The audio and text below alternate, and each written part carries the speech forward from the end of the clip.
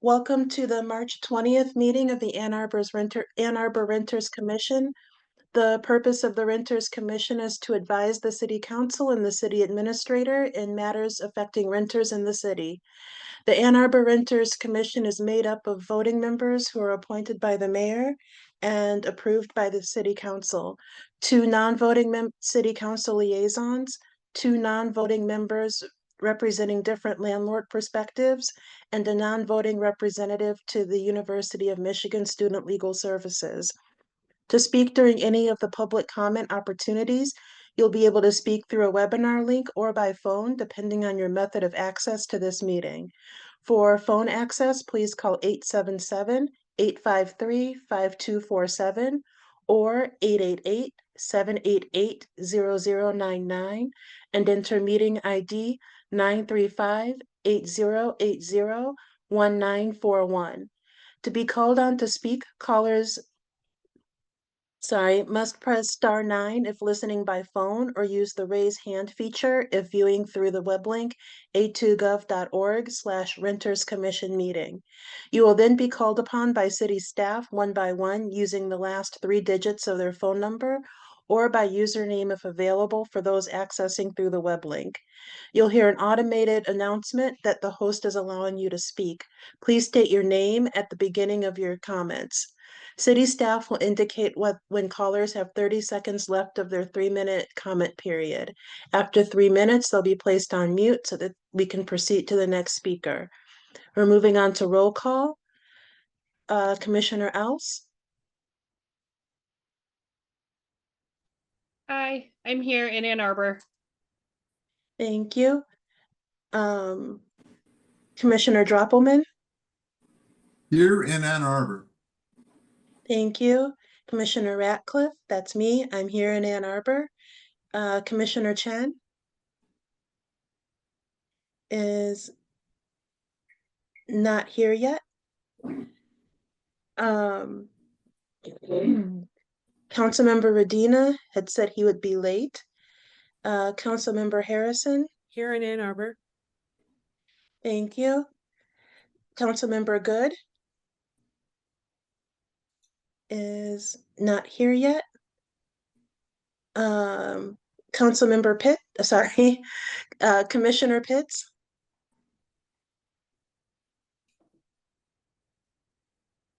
I thought I saw, oh, Kimberly has her hand raised. Okay, I think she's having some technical difficulties. Commissioner Liao? Here in Ann Arbor. Thank you. Commissioner Wood? Here in Ann Arbor. Thank you. Commissioner Larsenes? Here in Ann Arbor. Thank you. And Commissioner Rosen? I'm here in Ann Arbor. Thank you. And I did not forget you this time. Thank you. Okay, we'll go ahead and move on to the approval of the agenda. Is there a motion to approve the agenda? All motion. Thank you, Hannah. Is there a second? I'll go ahead and second it. If there isn't any discussion of the agenda, then we'll go ahead and vote to approve the agenda. All those in favor, please unmute and say aye. Aye. Aye. All those, thank you. All those opposed, please unmute and say nay. Okay, great. The agenda is approved. And now on to approving the minutes from the February meeting. I know that there were a couple of issues in the meeting, in the minutes, and Kristen did do some updates, but I think there's still possibly one issue that has to do with the voting of the ayes, where it lists Councilmember Radina, and he's not a voting member. Is there, I don't know if anyone else had time to read the updated minutes yet.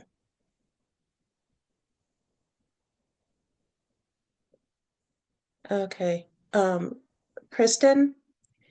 In this case, because there was the issue with Councilmember Radina being listed as voting aye, how do we approve, do we approve the minutes or do we wait until they're corrected?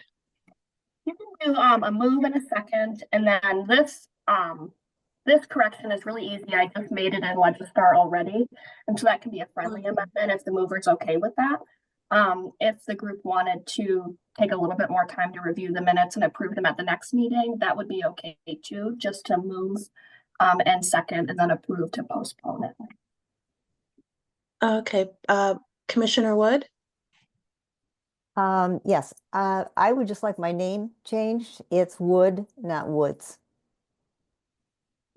Thank you. On it. Thank you, Barb. I saw your email, but didn't get a chance to reply yet. So that'll Thanks. be fixed too.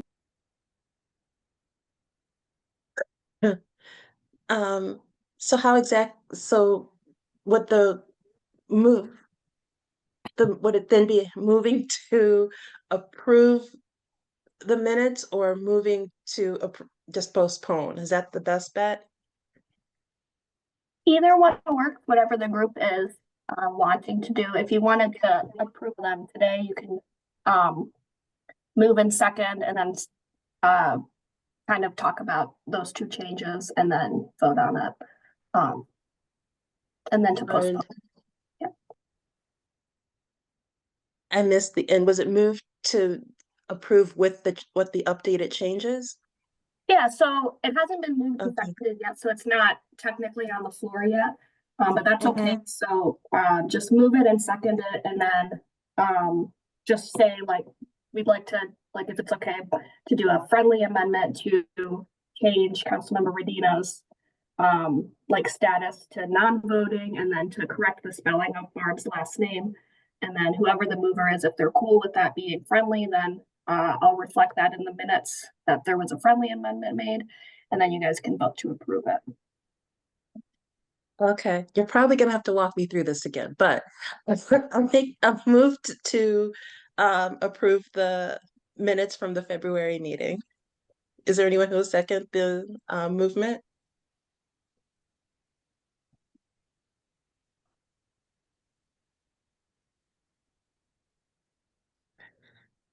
Are we, which one are we approving? We're The amended, moving, the amended? oh, sorry. We're moving to approve the minutes and then I'll do a friendly amendment to accept those changes. Is that right, Kristen? Yeah, moving and seconding will kind of get it on the floor to discuss. We're discussing right now, but it's okay that we're discussing first.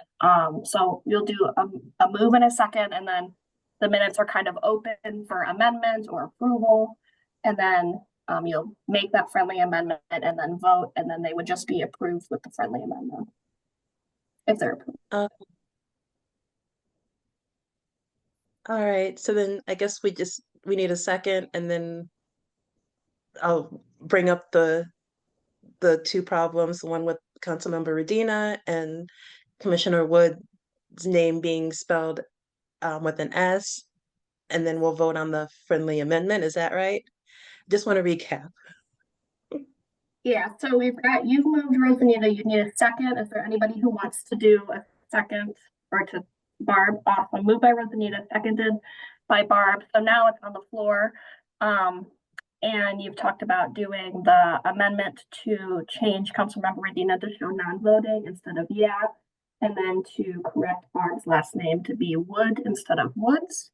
And so with those two friendly amendments, Rosanita, is that kind of friendly to the motion and to the situation? It's kind of a quick fix, like a non-substantive fix. And if you're okay with that, then the group can move on next just to vote to approve with those two changes. Okay, so then I'll go ahead and open it up to vote for those new, oh gosh. Please unmute and say aye if you agree to approving the agenda with the amendments. Aye. Aye. Aye. Aye. Thank you. And now please unmute and say nay if you disapprove. All right, then the motion's passed and the minutes have been approved as amended. Thank you, Kristen, for that because I got really confused. Um, Now we're going to do the first general public comment, and if there's anyone in the waiting room for that. Kristen? Perfect, thank you.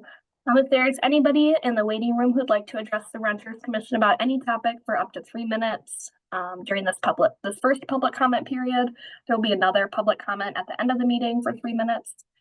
You can go ahead and use the raise hand feature if you'd like to be moved into the meeting to speak. I'll give you just a minute.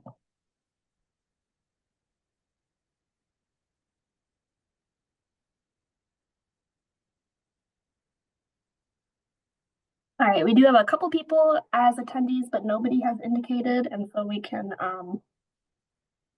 close that first public comment. Okay, great. Then we're going to go ahead and move on to unfinished business. We didn't have any listed on the agenda. Is there any unfinished business from any of the commissioners? Okay, then we'll go ahead and move forward on the agenda to new business. The first item of new business is a presentation from Representative Carrie Reingans and Ryan Bartholomew. Carrie Reingans is a state House representative from, was it House District, is it 47? I hope I got that right.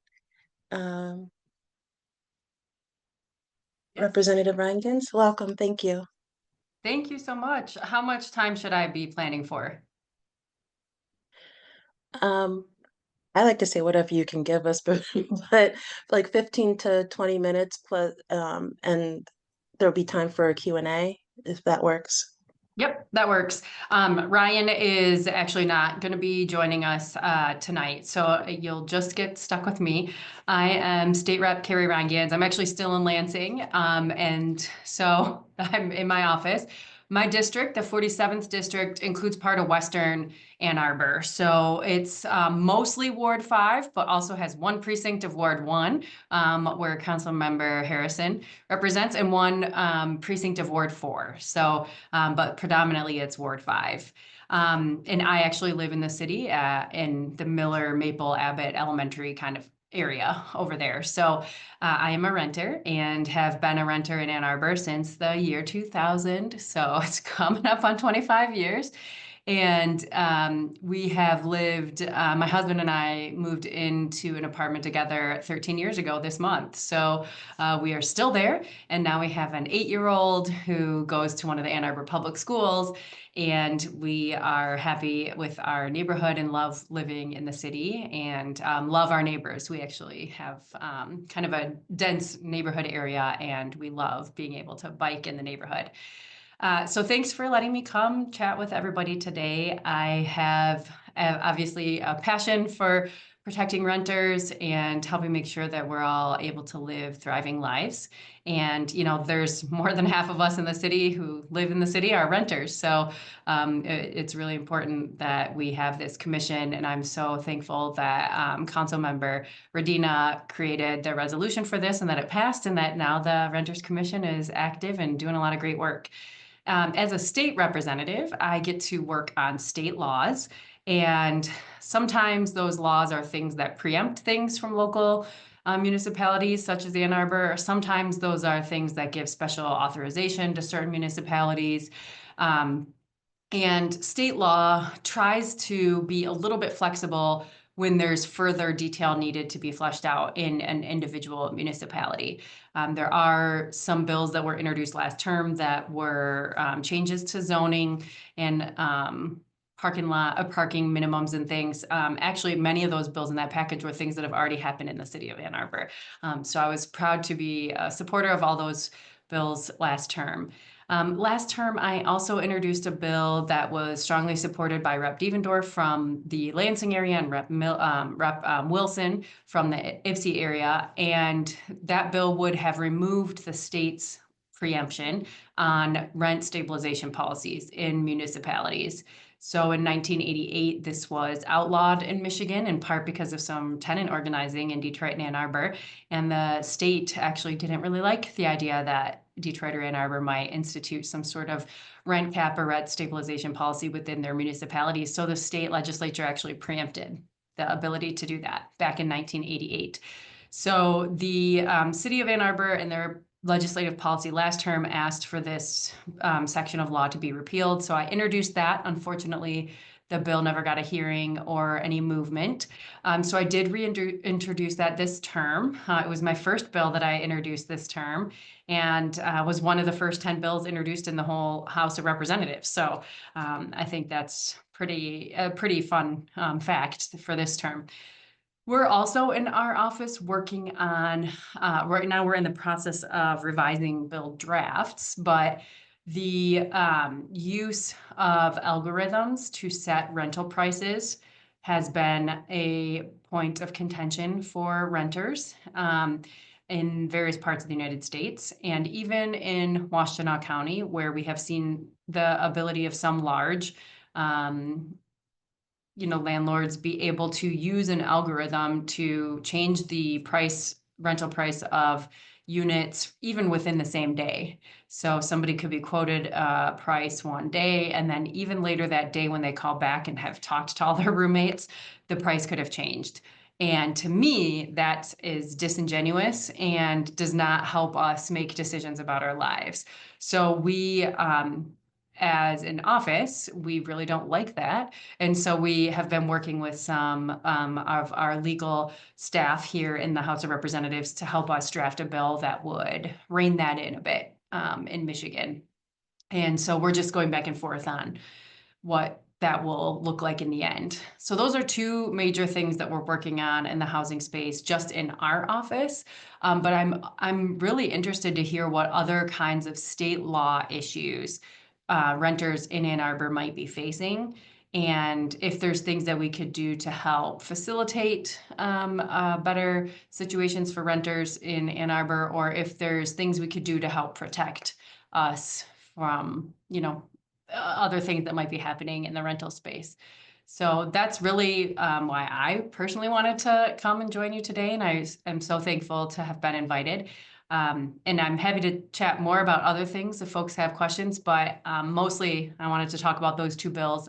Otherwise, I work a lot on healthcare stuff. You can see some branding in the background here. My big thing is Michigan's Medicare for All style health plan, which we have introduced a bill last term called MyCare, and we'll be introducing that again in the next couple months in order to help make sure every single Michigander has the health care that they deserve, especially amid some uncertainty with what will be covered through federal funding.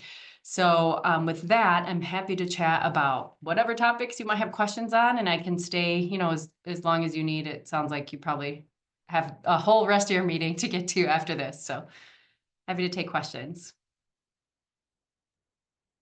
Well, I'll start it off with, can you go over what did pass last session? I know that there was at least one, and I think was it only one of the tenant bills that did pass last session? I know there was a slew of them that people were hoping would pass. There was a package of bills related to banning the ability to discriminate based on your source of income. And so there were two bills that passed both the House and Senate and were signed into law to make sure that a tenant's source of income, such as a voucher, would not be used in a discriminatory way to prohibit them from being able to become a renter. Otherwise, there were a lot of tenants' bills that were introduced and that did not get a lot of traction last term. Much to the frustration of many of us. I talked about some of the zoning bills earlier, but there was also a tenants' bill of rights. I worked with Rep. Devendorf on some right to counsel related bills that did get hearings and votes in committee. But the end of last term had a backlog of bills from the preceding 2 years. And at the end, we ended up not getting to all of those bills, which was very frustrating after having worked on some of these things for 2 years. Are there any plans to reintroduce any of those bills? Yes, so Rep. Devendorf has already introduced their homeless bill of rights, and I know is still working on many other tenant bills. I'm not sure how much many of those will change this term, so it's more of a matter of timing. And I know Rep. Devendorf is really leading on that from the Lansing area. I'm still talking to them about the right to counsel bills and, you know, the timing for when we might want to reintroduce those this term. But those are things that I think they were supported by, you know, legal organizations and tenant organizations. So it would be nice to be able to get those reintroduced again soon. Thank you. Commissioner Rosen? Hi, Carrie. I apologize if I missed something that you said, but any update on rent control? Any? Yes, so the bill that I introduced, Okay. House Bill 4009, is a bill that would repeal Michigan's ban on what I called rent stabilization earlier, but in the actual language of the law, they call it rent control. So the current reading of the law is that the there is no way that a local government unit can control the amount of rent charged for leasing private residential property. So that is what the law currently says. Local governments shall not enact, maintain, or enforce an ordinance or resolution that would have the effect of controlling the amount of rent charged for leasing private rental property. So I was calling it rent stabilization, not rent control, but it's the same meaning. Thanks.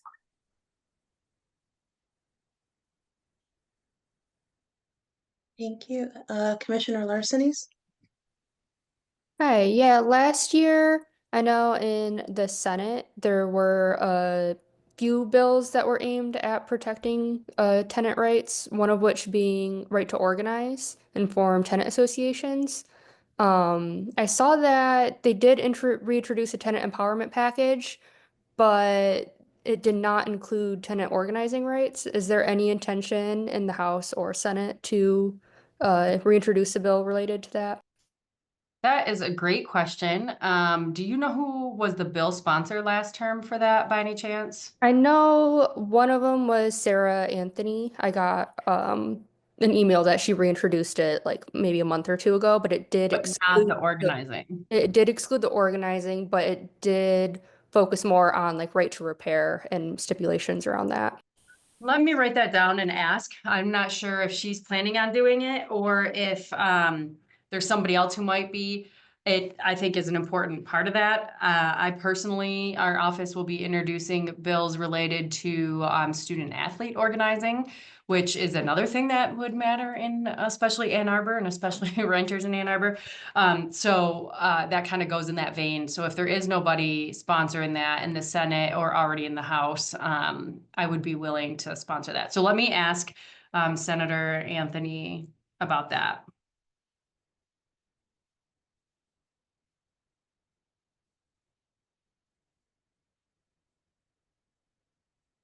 Any other questions?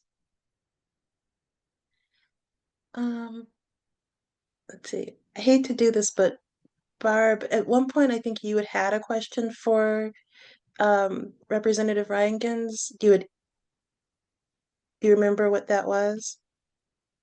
I was just interested in general in what she was going to present on, and also since you asked, from a personal perspective, Carrie, you probably don't remember this, but we met 25 years ago when you were working for Hark.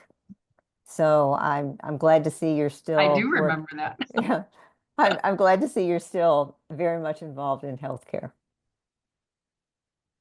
and working on healthcare for all of us. Thank you. Yes.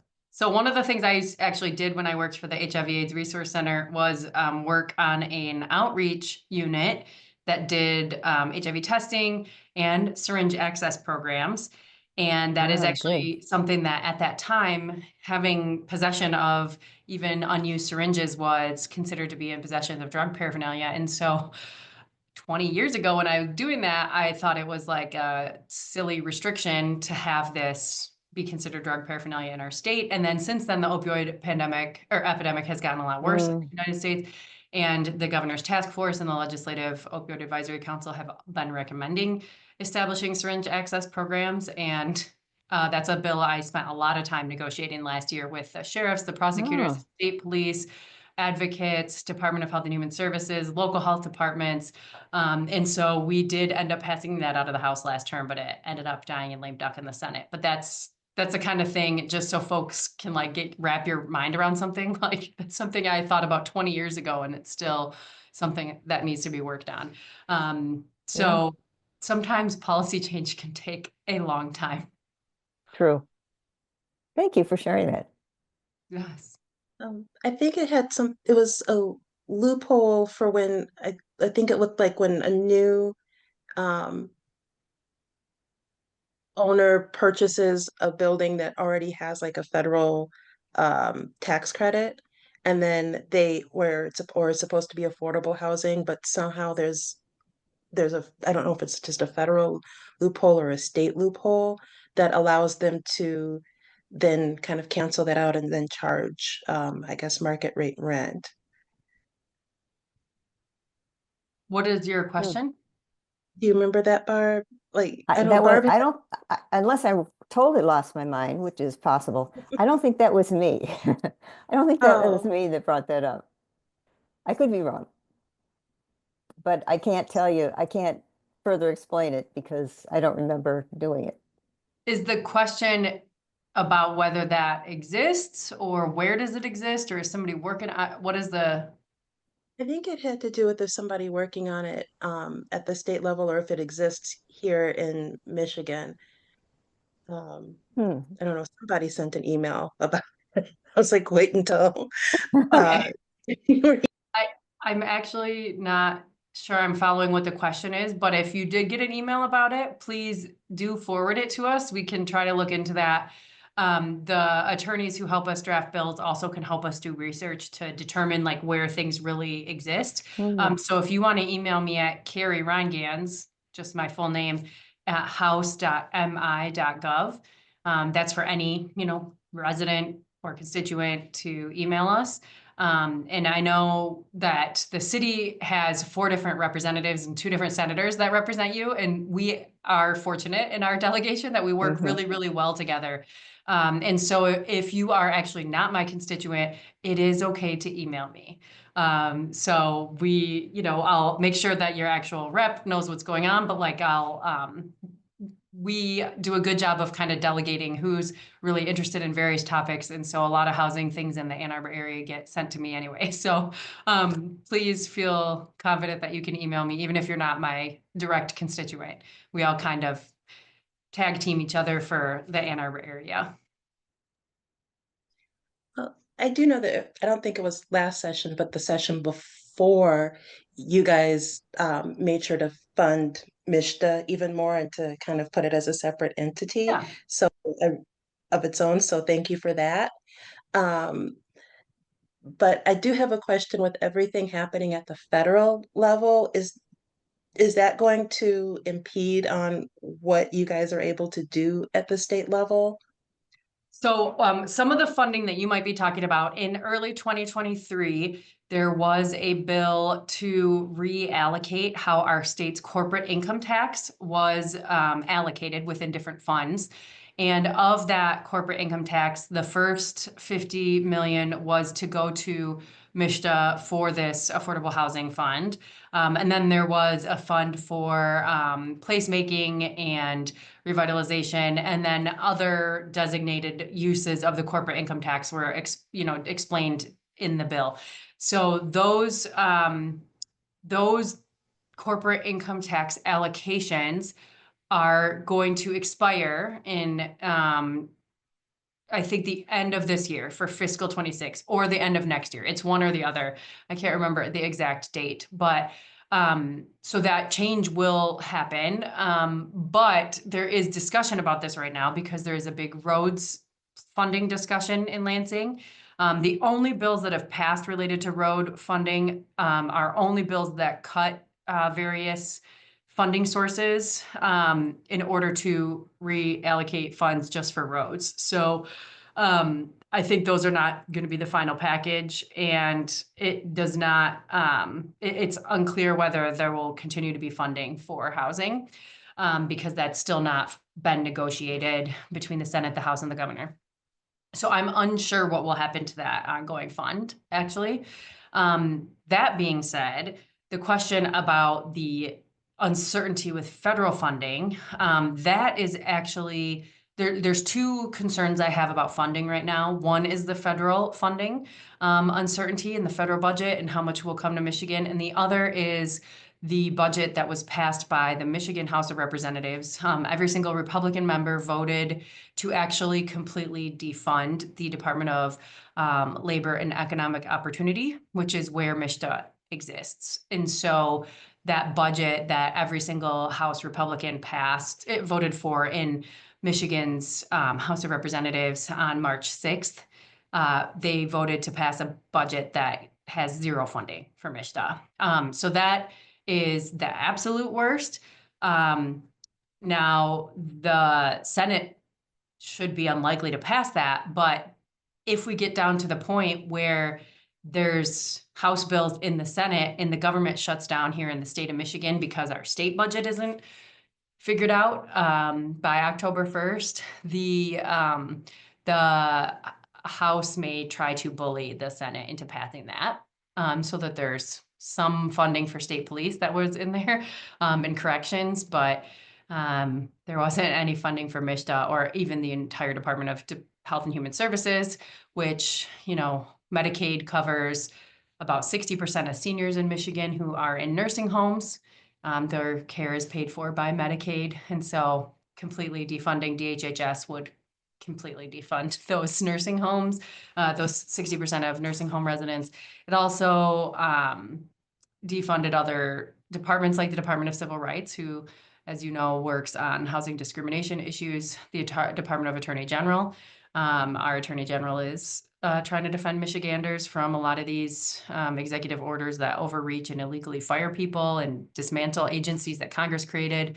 It also completely defunded the Secretary of State, which is where people get their IDs, but also where elections are operated from. And so this budget that every House Republican passed on March 6th is really reckless and irresponsible. But I do worry that the Senate will be bullied into having to pass it if there's no other bills that have crossed both chambers by October 1st. That being said, the federal government is also having an outline of what they want in their budget, which also includes extreme cuts almost everywhere. The thing I mostly have been focusing on is the federal Medicaid cuts and the illegal dismantling, even today, of the Department of Education, which only Congress can do. And so there's, you know, some uncertainty about what will happen with the federal budget and when that will be determined and approved. So we as a state know how much money we're getting from the federal government. Our state budget is 42% federal sources. And most of those are designated like for Medicaid or other purposes, HUD funding for MISHDA and community development block grant things. Section 8 is all like federal funding that comes to the state. And so we are waiting to see what ends up being approved by the, you know, the US Congress, which is Republican controlled Senate, and the Republican president. You know, they have a trifecta, so they should be able to work it out amongst themselves what they want and avoid a shutdown and tell us how much funding we'll be getting as a state, and then in turn, how much different agencies will be getting. Thank you for answering that. I think it's important for people to know where all of this funding comes from. Does anyone else have any questions or comments for the representative? No. Well, Sorry. I just want to thank you for coming, and Yes, you're you know, welcome. telling us what you do and how you're helping or trying to help renters here in the city and around the state. Is there anything that like the Renters Commission can, before you leave, that the Renters Commission can do or that tenants can do to try to help things along or Yeah, so I am always happy to hear ideas or questions from renters and anybody in Ann Arbor, especially folks in my district. But I am easy to reach. If you go to reprangans.com, you can see my official um, taxpayer funded website that is maintained by the House of Representatives. And there's a contact form. You can call our office. You can email us, just Carrie Rangans at house.mi.gov. We do hold regular coffee hours and happy hours. We know not everybody wants to get up early and have coffee, so we do happy hours too. We just did one about the state budget on Pi Day, and so we handed out pie charts of the state budget. We did that on Friday last week, and then we're doing one in Manchester in April, but we should be back in Ann Arbor sometime in the next couple months. So, and I know that we're looking at doing either coffee hour or happy hour. We're unsure yet. During Pride Month at the new Gym Toy Center, which is in downtown Ann Arbor, and so that is something to look forward to in June. We don't have a date yet, but if you want to catch me in the city, right downtown, you're welcome to come talk to us there. And then otherwise, just contact us. We also monitor our social media. So if you see some interesting thing on some social media site, you can always try tagging us or sharing it with us, and we can try to look into that as well. We try to be accessible. all right. Thank you very much and have a good Thank you. evening. You too. Bye. All right. Okay, and now we're going to move forward to the next item on the agenda, which is from, was it Joe Lang from OSI, who's here to talk to us about the green rental ordinance. Oh, there you are. Welcome. Hey, thanks for having me again. Wanted to check first. I know I spoke to y'all a little bit ago. Would it be helpful for me to go over, give a general overview of anything again, or are you open to just do more question, answer discussion? Happy to do whatever works best for y'all. I think there were a couple of changes from when you came the last time and now. So if you can just maybe tell us what some of those changes are, Sure. that would be really great. And um, I know the biggest question continues to be who's enforcing what, For sure. and when. Hold on, and Councilmember Harrison has her hand raised. Yeah, if it wouldn't take too much time, if you could do a high level overview, I'd appreciate it. You bet. Thank you. Yeah, I'm not gonna, I don't think, bother you all with a PowerPoint for the sake of no one wants to look at a PowerPoint. But the general concept of what this is, the Green Rental Housing Program, is looking specifically at our rentals here in Ann Arbor, creating a minimum expectation of health, safety, comfort, and energy efficiency, all while also working towards reducing our greenhouse gases as a part of that. The way that this will work is it'll be incorporated into our existing rental inspection process. There's a couple different pathways for how people can go about it. The one way is that you can go through, and again, this will all happen at the time of the existing inspection. So whenever that unit is up for inspection, they have two options to reach compliance. The first is to get a home energy rating system score. This is a score that's been developed by several national entities, and it is performed by a certified assessor. You go out, you would be getting that assessment, you have to get a score of 110 or below for that. It's a scale that works in reverse. 150 is the least efficient, 0 is completely carbon neutral. So getting 110 or below, again, at the time of inspection. The way that would work is you'd get that report, you would attach it, and then once the inspection takes place, you are all good if you're at that level. The second option for people who don't want to go through that, for whatever reason, we have developed a checklist here. It was developed by us, the Office of Sustainability Innovations, along with some stakeholders, both in the community as well as some experts in the field. That has a whole bunch of different items on it. It's intended to be more prescriptive. So basically, if you are doing this, you will get this many points. As opposed to, again, the home energy rating systems is like it's an overall assessment on the overall performance of the unit. So sometimes it might be a little harder to tell, if I do this, how many more points will I be getting for it? So again, for either of them, this will all take place during the inspection process, the way that we're currently thinking of it. When you are going for a landlord, an agent is going through to get their notification that they will be having their inspection. It's generally about in a 6-week time frame. You'll be getting notified to when you will have the inspection.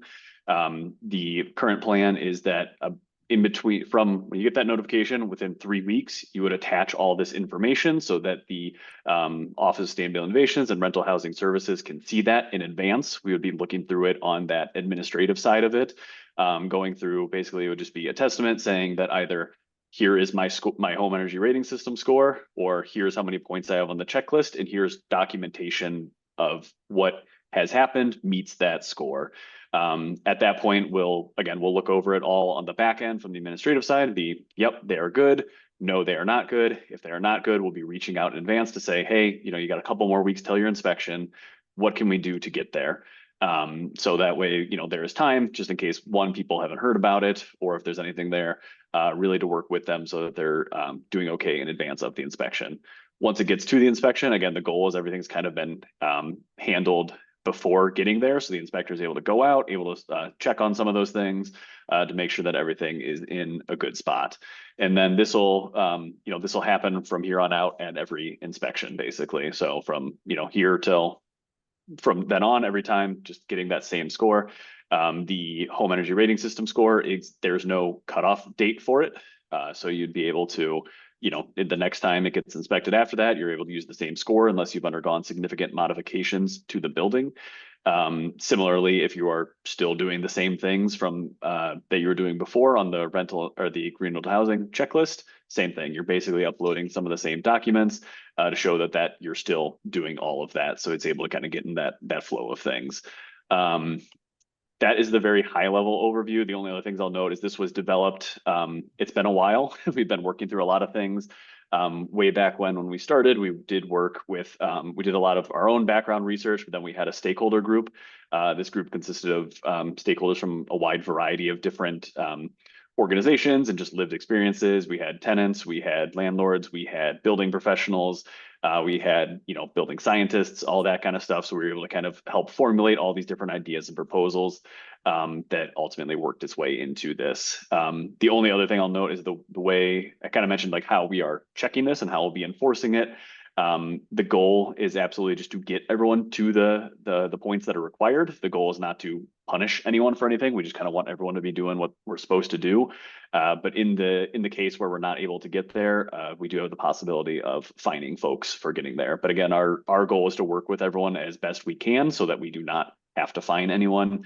My goal is to not fine a single person. I'd rather be working with everyone because, again, we want to have these nice, healthy, safe, efficient units while getting to our goal of carbon neutrality. So that is the very high level strokes. I'm happy to touch on some of the things that have changed since then, but before, just any quick questions on any of the high levels there.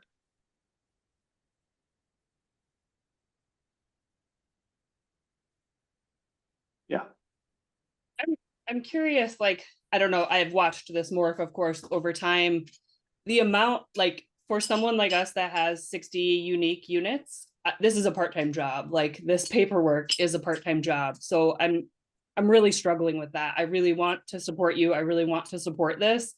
And I feel like I'm not understanding how, for those of us who have unique units, we're going to have to do all this paperwork for every unit, where a building that has say 60 of the same unit, like when they do inspections, they do them differently. And there's really a really disproportionate burden on those of us. And I feel like I keep saying that, and I feel like I'm being a broken record, but I feel like this checklist has got even harder for us. The amount of time that we're going to have to spend gathering these documents. I have a lot of this already in my emails with tenants. It's something we've long promoted.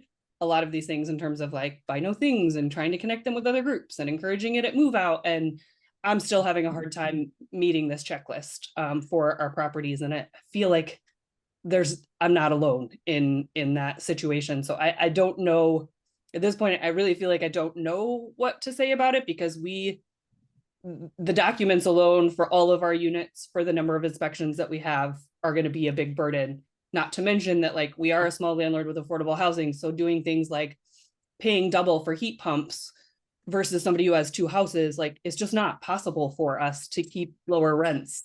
So I don't know. I'm really struggling with this, Joe, to be honest. Sure, and totally hear you on that. And again, I will say that it is something they were actively looking for, because we want to make sure this is something we're doing. And I'll note that even in the big ones where they do have lots of units, all those units do have to go through the same process. Yes, there's a slightly different way that their inspection takes place, but they still do have to do this for all those units. But that's obviously not the actual point that we're getting at here. And really, I want to make this as easy as possible. There's a lot of flexibility in here with this. If in one, I'll say like, even with the units, this is part of what has changed. We have added a lot more items on here that are designed to be super flexible and really easy to do. They all do have some sort of benefit, whether it be like doing some of that education kind of stuff. And if you're doing that for all of the units, you can use the same exact thing for every single one of them. So you don't have to be doing something different for each of them. You don't have to be writing different documentation for each of them.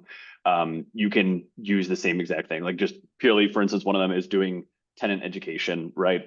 If you do the same thing for every single one of them, you can do the same documentation for all of them. You don't got to do anything different. You don't have to have a different document. You can just attach the same thing. Similar, there's different things like doing those flyers, or if you do a swap day, or if you do, you got a community garden or something like that. If it applies to every single unit, regardless of what their unit size is, where they are, anything like that, you can use the same documentation. We want it to be as easy as possible. And if there's other ways that we can reduce some of those barriers too, please let me know. This is how it actually gets implemented, and how we go through it can certainly be flexible, so that if we're running into barriers, we're running into things that are really difficult to do, we can update our processes to make it easier to do from that perspective. There is still, some of this stuff out there, and I know it's not going to be in a perfect situation for everyone, but I want to do as best as we can to get there, to help alleviate some of those burdens. And I am also going to be available throughout this whole process. So if you're running into things that are, again, it's taking a lot of work, it's taking a lot of time, and you need help doing any of it, to the extent that I am able, I am happy to help with some of these different things. Yeah, I really appreciate that. Even just getting the paperwork. So say we have 65 units there, say we're doing a third of them every 3 years. That's 20 units of paper that we're then printing out all of this paper to get you all of these records about all of the things we're doing. It's a lot of work for us, Mm-hmm. and disproportionate work for those of us who have weird, quirky old house units. Smaller staff. And small staff. It's me and my husband. Sure. So I don't think we're being heard or thought about in the process. And I'm happy to have you come to one of our houses and see what we're talking about. Like, we're really doing our best, and we're still having a hard time, even harder on this second iteration of the form that we've calculated from the first. So Gotcha. Yeah, definitely happy. Like I said, I'm more than happy to come out anytime, go through stuff like that, because part of with some of this update was to have just more of those flexible items. And to be clear, if you do them the first time, they're going to be applicable every time. There is, like, the way I see it is, some of the stuff might take a little bit of not a little bit, it will take effort to get that stuff in hand, things like that. I'm not trying to downplay that at all, but once it's there, it's kind of a recurring thing. It should be easier the next time through, because you already have some of that documentation in place. You're not having to recomb through and get all of it at that point. But again, I'm more than willing to sit down, come out, anything like that, to see if, where are the pain points and what we can do to help alleviate those pain points from that perspective.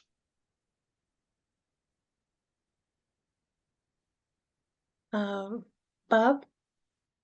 Yeah, so I'm the tiny landlord here, not physically. We just don't have, we've got old houses. This looks like it is the new question or the new questionnaire. I was just looking it over. It seems like many of the points are really only going to be applicable to big units. So with multi-unit things, and you still have to get 70 points, but if you're renting a single family house, a lot of these things like, the communal space, it's outdoors, or swaps between, tenants and various things. Well, we don't really have that. So it looks like there's a lot of stuff that I mean, I don't know I don't know how that can be done, but there's simply things that single family, if you're renting a single family house, you just can't do. And there are some things that we can do, of course, but it looks like it's actually biased towards multi-unit buildings in certain ways. And I wanted to know, was that an intention or is that just how it worked out? Yeah, it's certainly not an intention, and we have heard this from both perspectives too. We've definitely heard a lot of stuff from some of the larger ones saying we can't do these things, only a smaller building could do them. And that's part of why we have such a, discrepancy is not exactly the right word, but a differential between how many points are required and how many points are on the checklist. There's a lot of different items on there, so there's definitely Right. going to be things that don't work for folks. And that's why we kind of have some of that flexibility built in, where, yeah, there's just going to be things that aren't going to work, but there are going to be other things that can. And that's kind of hope for it. We in no way intended to bias it one way or the other. We looked at a lot of different things. We even looked at having two separate checklists at one point for things that are, smaller than say 10 units or smaller than 5 units. Things like that. And they ended up being very similar to the point where it felt a little confusing to even have two of them. And the other thing I do just want to mention too, there is the checklist, absolutely. And I think that's where a lot of the focus goes towards. There is always the option of you don't have to use the checklist if you don't want to use the checklist. There is the home energy rating system. That is the other pathway you can go down. And that is applicable for any building, both single family, both larger family or larger multifamily units. So, if there is problems, you don't like the checklist, yes, we want to make it to the point where it is not this overly burdensome thing. But there is that alternative pathway that is out there and for a lot of folks might work better. So just want to note that part as well. But yeah, we are trying to look at this and we have flexibility where if there are, more things that can be done a certain way, we can work that in if we need. Thank you. I gotcha. Barb and then Councilmember Harrison. Well, I was just looking at the current checklist compared to the one that you showed in your earlier presentation. And I'm kind of concerned as to why you reduced the number of points for each of the energy assessment and the energy improvement plan. Because they used to add up to, what was it, 20 points? I forget, but you cut a lot of points. Okay, you went from 20 down to 8 for those 2 points. I think Yeah, that's I think correct. you should, Yeah. I think you Go should ahead. go back up. And then the other thing is, I think it was Jordan who was making this point about so many of these things that are getting 2 points that they're great if you are a large apartment complex and you can do all these things and get 2 points for it. And then you get down to the Energy Star and you only get 1 point for these Energy Star appliances. And that doesn't make any sense to me.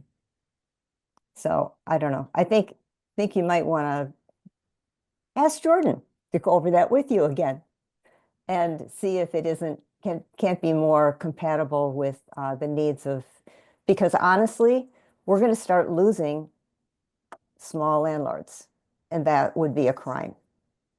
Because I, for one, am not thrilled about all of the mega, high rises going up, and it would be a shame to lose the small landlords that we have. Because I lived in a co-op owned by a wonderful couple, And it's just, I had to move because they sold the place. And living in a big condo is just, or not condo, big apartment complex is just not the same. And I think a lot of people would agree that, there's a certain experience of living in Ann Arbor when you have a small landlord. And I don't mean small, petite. I mean, so I'm just, my shout out for small landlords. Yeah, I'll just run through those. The first thing, yeah, the reason that we brought down those points is because we did, as you can see, kind of an adjustment of them, and we wanted to make sure we were being consistent across the board with how we were assigning the points for that. We do have, the reason we did that initially was because we were just working with smaller amounts of things in there, and so we were kind of trying to do that, of making that as just one quick pathway to go through. But in terms of the overall numbers of kind of the impact they have in comparison to some of the other things, this is the more consistent number with that. And we also wanted to put in more items that do provide some of that more flexibility for people who might not be able to go down that particular pathway. Definitely hear you though on that. I'm open to kind of thinking about different things that might work, particularly on the energy assessment and energy improvement plan about that. But that was kind of the reason for it, is there's a lot of the, some of the new points in there are ones that can do things that kind of make up for that difference. And that's why we went with that. As it goes to some, again, we are in no way is our goal at any point to be doing something that, disincentivizes someone or makes it difficult for someone to run their business, or especially as we think about some of the smaller landlords and, people in those situations. And we are here to work with them. We are here to do what we can, to do whatever we can to help it, help make it easier for them to get there. We don't want this to be just some administrative thing that we're doing just for the sake of doing. We are doing these again with our carbon neutrality goals in mind, with energy efficiency, comfort, all of that, but we want to do it in a way that we can help others with it. We don't want it to be, something where it's just forcing people out of business or making it way too difficult for them to run their business. So we have support out there, and we're here to help people through it. Whatever it takes, happy to help where we can. And did I miss one other? I feel like you had 3 things and I might have missed one, but No, I think you covered. Okay. Thank you. Okay. Did you have a? Yeah. Because So was raised before, and then Hannah. yeah, so I actually thank you, Barb. I probably will, the question she asked answered one of my questions. I've got to look at the both checklists. I will say I am concerned about any harm that could be placed on smaller landlords, which, creates harm for the renters community in terms of the rent, rising as a result of some of the adjustments needed to make in order to pass these inspections. I don't have the list right here in front of me, so really to ask a more succinct question, I really, in fairness, should be looking at both of them. I'm wondering, as a part of the group, you said that there were landlords that were kind of a part of the group, and you all were planning this. Did you have smaller landlords? I guess my question is, did you have any voices of smaller landlords as a part of the group when you all were putting this together? Yeah, there were landlords of different sizes. The way that the group worked is we, whatever it's called, Chatham rules, where everyone was able to speak and share freely, but not give up the names of the people. So there were in those groups, people are welcome to self-identify. I can't myself identify who those people were, but we did have landlords of different sizes who were part of that. And we've also worked with others throughout to get feedback where we can and incorporate that where we can too.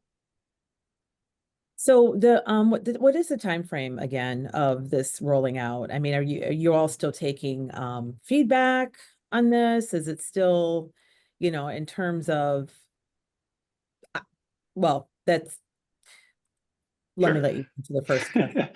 Yeah, and the one thing I will note too is it always feels weird to be in this kind of spot, because this like, for instance, the task force was in 2021.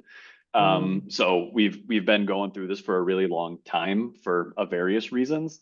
That said, there is still opportunities for feedback for sure. In a potential, I'll just say ideal, just what we're thinking is potentially going to council in May. But if there's stuff that comes in before that, we can certainly work with it. And then even, as you're aware of, what is in the ordinance and stuff like that if it were to be passed, a little more set in stone. Some of the stuff that's in the regulations or how we, work through some of the processes, we'll always have flexibility with if we're, there's an issue with anything. And then were it to be passed by council, the way it works is it takes 10 days to go into effect. And then there's a 6-month period before anyone would need to do anything, is the general timeline we have right now. But again, there's definitely time for feedback. If there's thoughts, we can do things.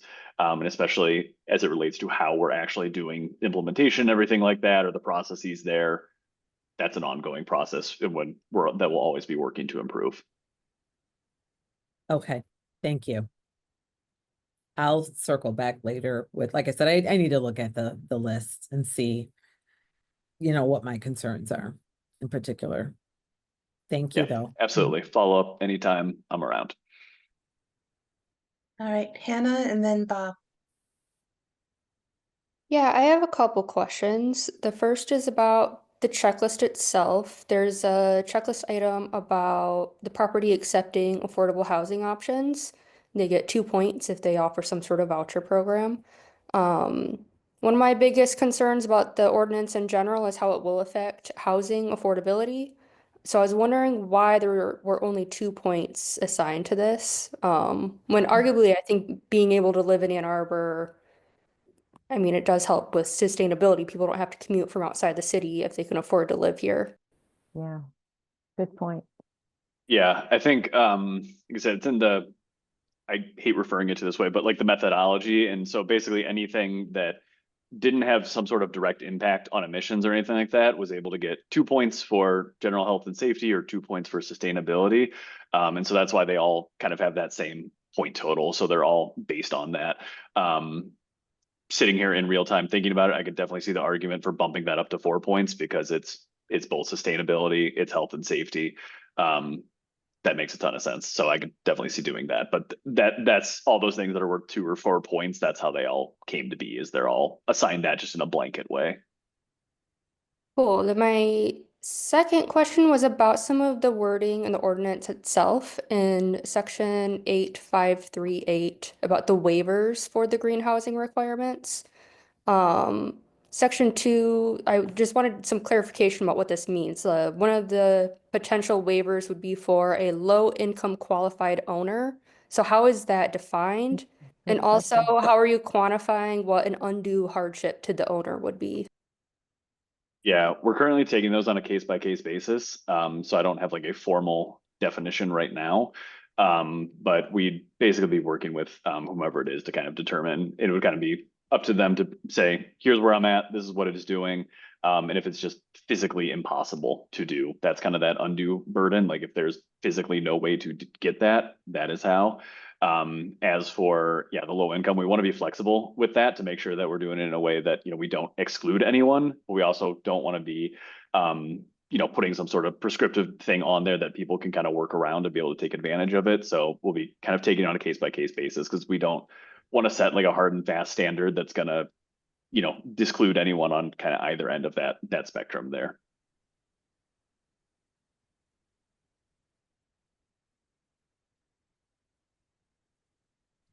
Okay, Rob.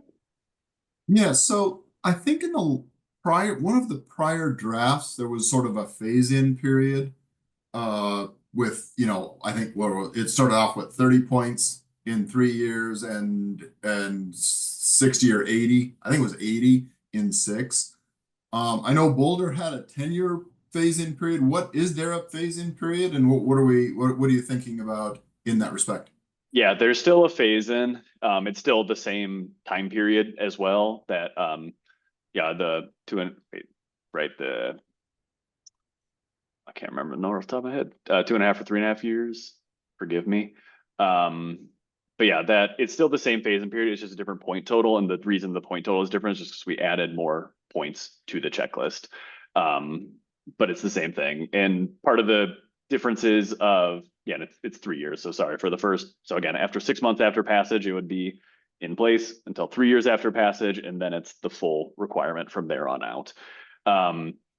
The reason, two of the reasons that we have a shorter phase in than what Boulder had, I think one, the first is, you know, based on how this originally came to be and how we were originally working through the process. Again, we started this in 2021. We've been working with folks since that time period. In the 820 plan, this was assumed to be adopted by 2022. So that's, you know, part of that's just life. That's how things happen. It's unfortunate. I mean, it was for good reasons of why it's, you know, taken us till here. So that's part of it. And the other part is, you know, we do have our, you know, I come from this from the climate perspective, but it's very much more than just that. I'm fully cognizant of that and trying to account for that. You know, we do have our 2030 goal when it comes to carbon neutrality. And so with this timing, that gets us to that at the 2030 period. So those are the two reasons with it. Gotcha. Thank you.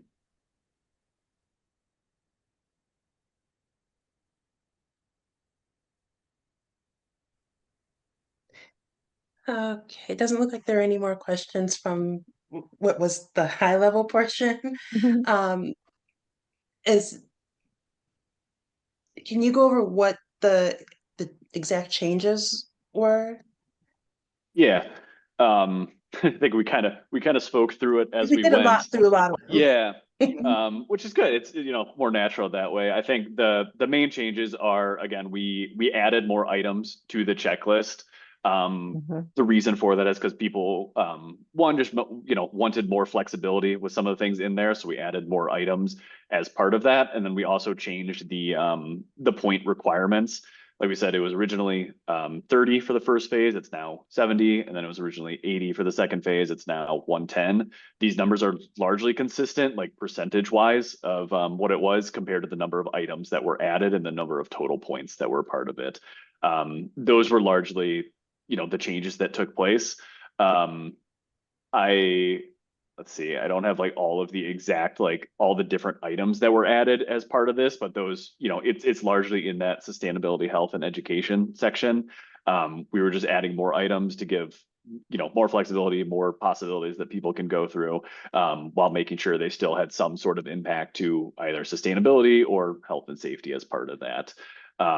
Those were pretty much the changes that have taken place since we last came to you.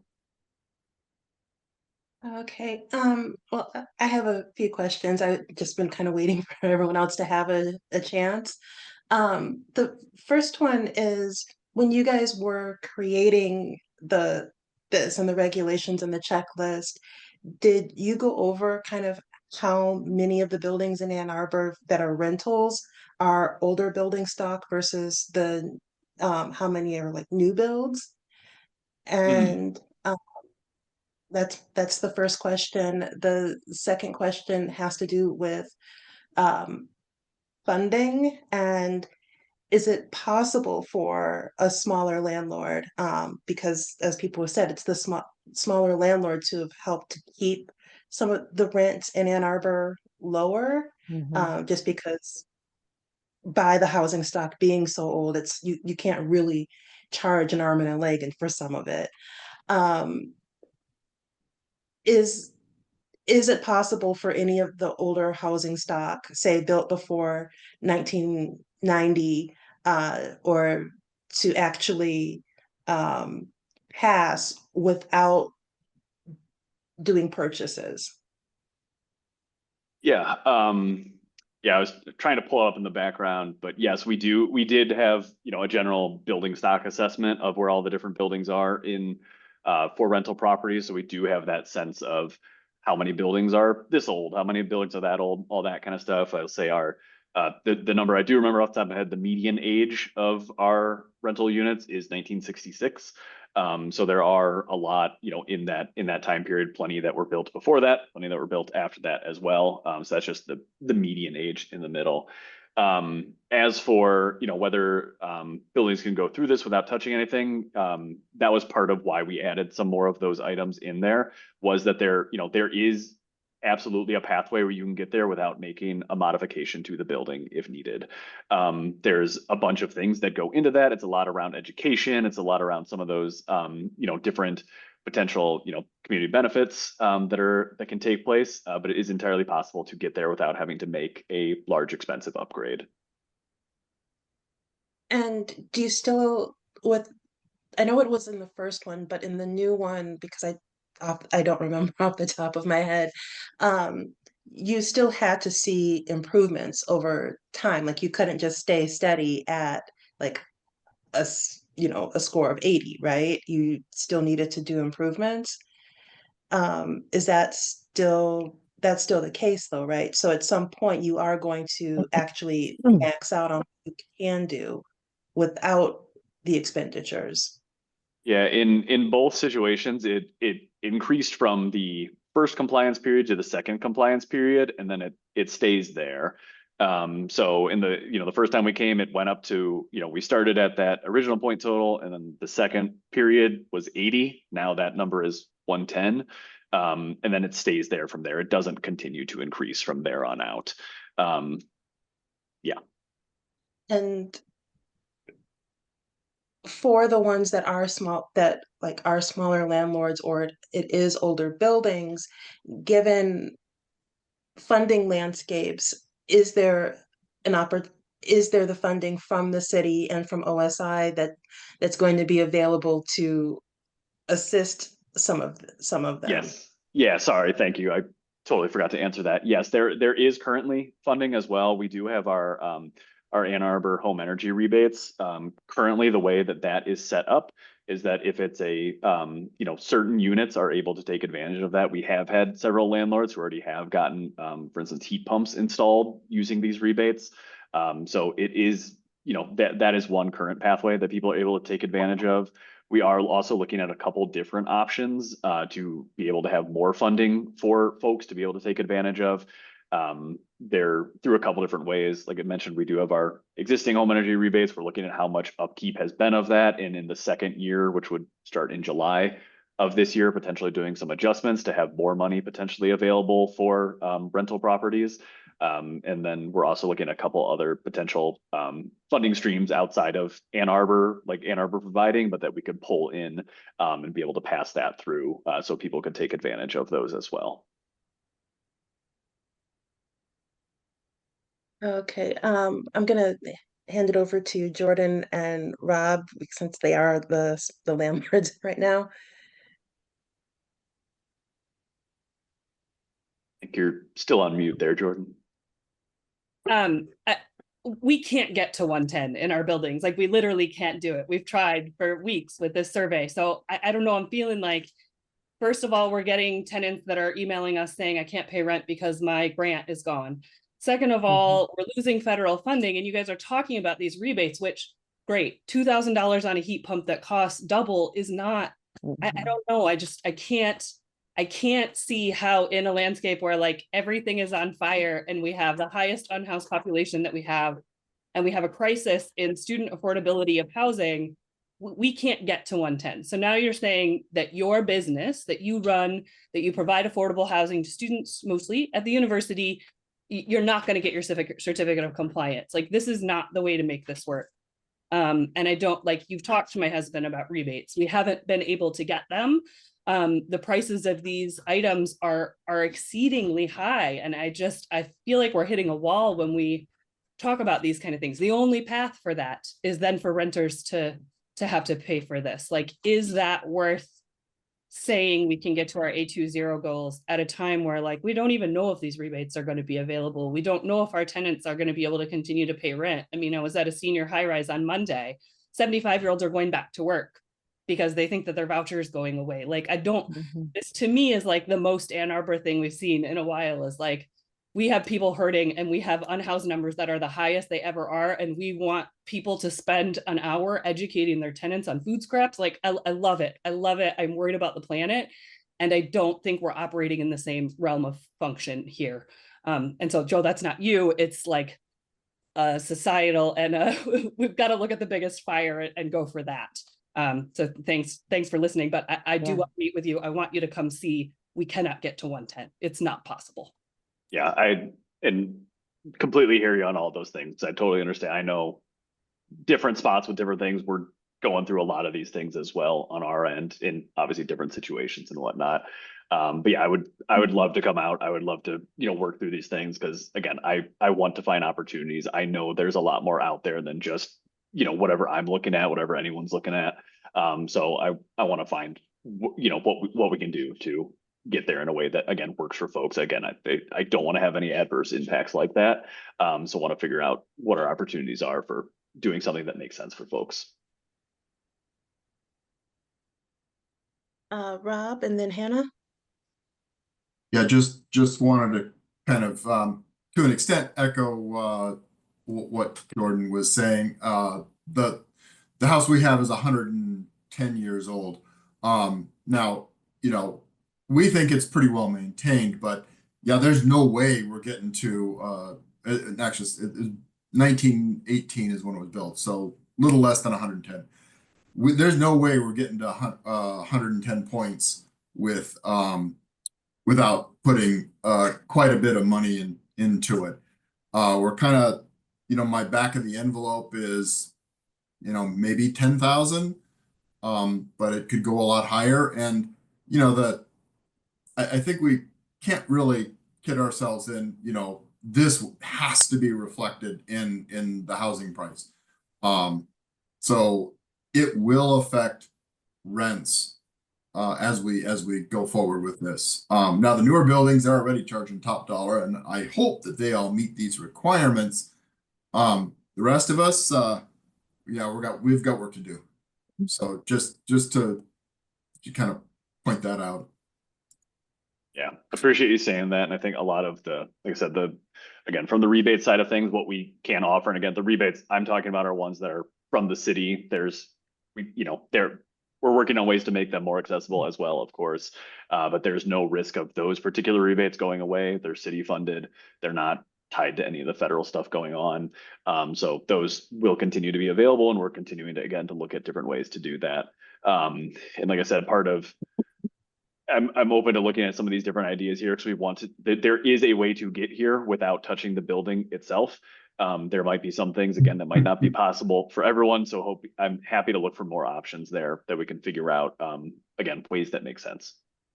Yeah, just a follow on. I mean, old houses, they didn't even think about energy efficiency until after 1940, and it didn't come into codes until what, the late 60s? 77. Yeah. 77, yeah. So we're going to have to modify these buildings if we're hoping to get them, to a state where they can be more, basically as green as possible. So, I think that we all have to recognize that, and I accept it. I think it's not a bad idea, but it will take money.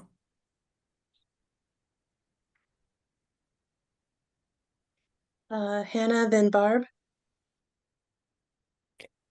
Yeah, I have a question slash want clarification about the enforcement and penalty process. $500 for the first offense, 1,000 for each subsequent offense. It says each act or violation and every day upon which any such violation shall occur shall constitute a separate offense. Can you clarify what that means? Like every day upon which, like, is it like literally every day that it's not in compliance or getting fined? Correct. And to be clear, it's up to that amount. Does not mean it's going to be that amount. Again, my goal, a successful program would be if I find 0 people. I want everyone to work to get into compliance. Like, again, I don't care about the fines. I don't care about that money, where it goes. We just want to have good places to live is kind of where we're looking at, and places where people are happy, healthy, all that kind of stuff. So the goal is not to fine anyone, but yeah, technically it is up to that amount, and that occurs every day that they're out of compliance. But we want to do everything we can to avoid getting to that point. Wait, so it compounds. So it's $500 day 1 plus $500 day 2 plus. Correct. Up to that amount does not mean exactly that amount. And again, we are doing everything we possibly can to avoid finding people. We have that with several of our other programs in that case where it's gone after that date. we've worked with them. As long as they're working with us to get into compliance, we're going to be in a good spot.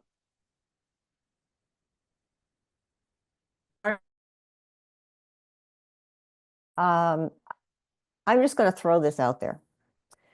What about getting historical society designation for some of these really old homes and give them some special dispensation for having that valuable asset in the community?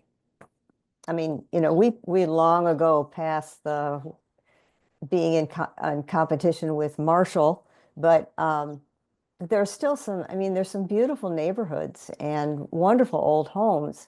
And I'd really hate to see them being bulldozed down because small landlords can't keep them up and we end up with another 6-story industrial looking building. Yeah, I think that was another part of the reason we wanted to have more items here that don't touch the building is because, again, we know in some of the, speaking with some of the historic district folks and stuff like that, there's some things you just can't change and still be in compliance with the historic district, what they have to do. And so that's why we have some of these items that you can work around with to avoid running into situations like that. But Jordan has just said that they can't possibly do this. Yeah, and So- for those, I want to work so we can, again, so we can figure out, so we're not running into a situation like that. Like I said, I'm flexible. I want to work on this so we can, avoid situations like that.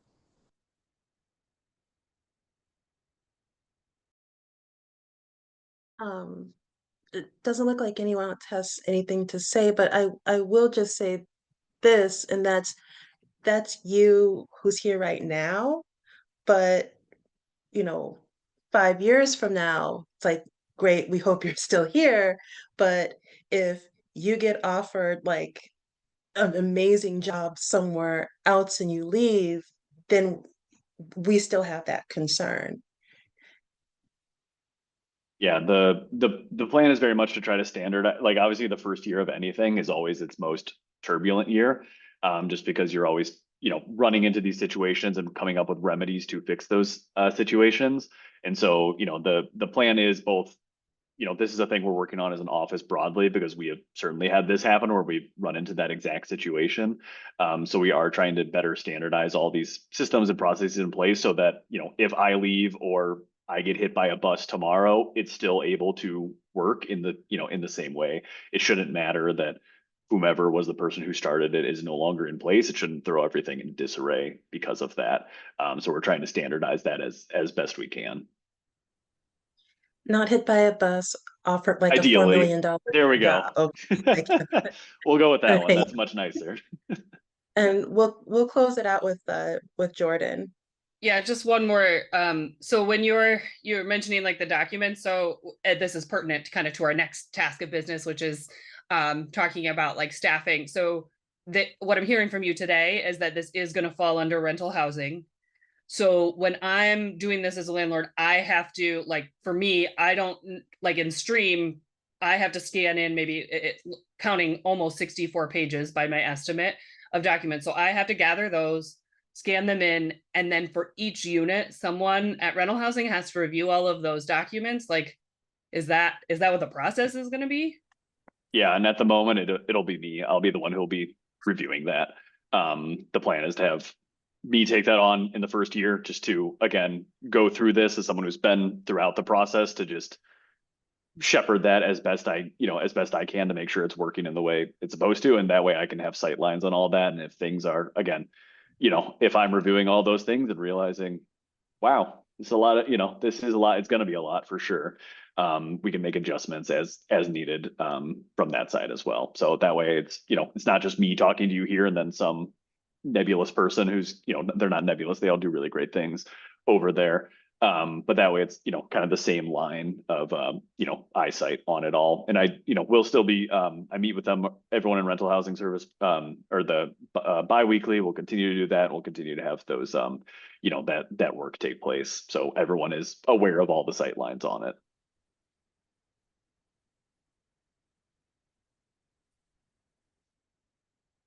Well, thanks for coming and updating us and answering all of our questions. We do have a draft of a resolution that we're going to discuss and talk about. The plan in my head, though, wasn't to vote on it tonight. It's to vote on it next month. But again, thank you for coming. Yeah, thank you. And please reach out, both specifically Jordan, around all of that. And if anyone else has any questions, please do reach out. I'm available to answer any questions you might have. So thanks again for having me. Thank you Thank very you. much.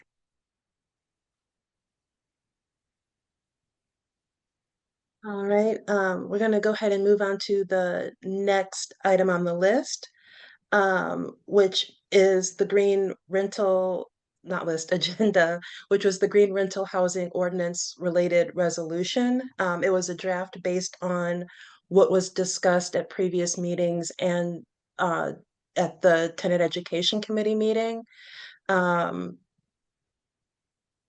I do need someone to move to read the resolution for the record. Um, but I was hoping that we would be able to discuss it tonight and people could think about it and we vote on it next meeting in April, just because there's not a rush considering that they are um, not planning to present until May. So I'm going ahead and making the motion to read the resolution for the record. Is there anyone who can second the motion? I'll second. Thank you, Hannah. Kristen, can you bring up the resolution, please? Oh, I'm sorry, all those in favor, please unmute and say aye. Aye. Aye. Aye. Aye. All those opposed, please unmute and say no. All right, then the motion is moved. And so Kristen, can you please bring up the copy of the draft of the resolution so it can be read into the record?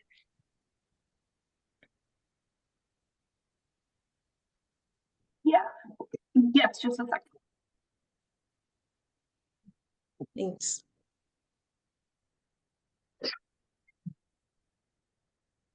And while she's bringing that up, I also just want to point out that Councilmember Radina is here and present so that it makes it into the meeting notes. All right, the resolution was to request a one-year voluntary compliance period for the green rental ordinance with targeted financial assistance. Whereas the city of Ann Arbor is committed to achieving carbon neutrality and improving housing conditions through policies such as the Green Rental Ordinance, which aims to enhance energy efficiency and sustainability in rental properties. Whereas the Ann Arbor Renters Commission strongly supports the goals of the Green Rental Ordinance, recognizing that energy efficient housing contributes to both environmental sustainability and lower utility costs for tenants. Whereas successful implementation of the ordinance requires robust education and outreach efforts to ensure that landlords, particularly those who own smaller properties or older housing stock, have access to the necessary resources and guidance to comply without imposing additional financial burdens on tenants. Can you scroll up a little bit, please? Thanks.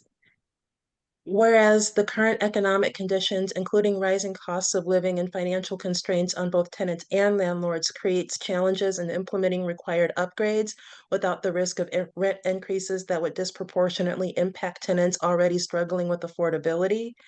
Whereas many of the Ann Arbor rental properties built before 1980 lack modern energy efficiency upgrades, and landlords of those properties, especially those renting below market rates, may face significant financial challenges in meeting the ordinance's requirements without assistance.